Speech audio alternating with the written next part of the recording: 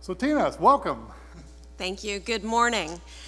Some of y'all already know that while my husband is a cradle Episcopalian, I am not. My parents were actually founding members of what's now a pretty large Catholic parish over in Bedford. My family attended Mass usually on Saturdays at 6 p.m. We watched Hee Haw before heading out to church because it was the 70s. My earliest memories of Mass were in what ended up being my junior high cafetorium. I vividly remember really dry homilies, bad acoustics, and the collection plate, which was actually this woven wicker basket that we passed between the rows of yellow plastic chairs. And my father would always throw a $10 or $20 bill from his wallet in when the basket passed, and he'd usually give my sister and me ones to toss in as well. Now, we didn't talk about stewardship at our church, nor in my family. And though my sister and I were trained to always throw in something when we were handed the basket, it never seemed purposeful.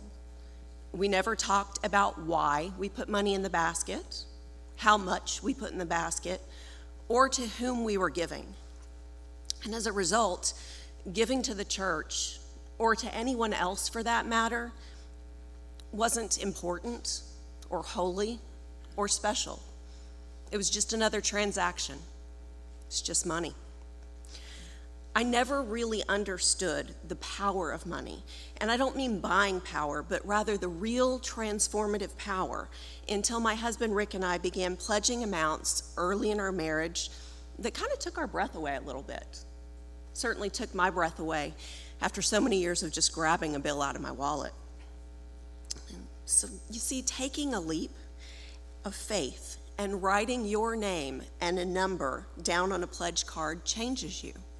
You become accountable to that number that you write down and to the other people who join you in making pledges.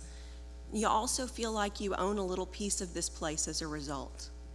This is my church. That is my pew. This is my choir. These are my windows, and you're my people. God has always owned me and will always own you. But I own Trinity, and it owns me in part, but it's because of the financial promise that I make and fulfill every year.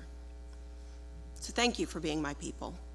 And thank you for taking a leap and writing down a number, perhaps one that takes your breath away a little bit, as we enter into this covenant of stewardship.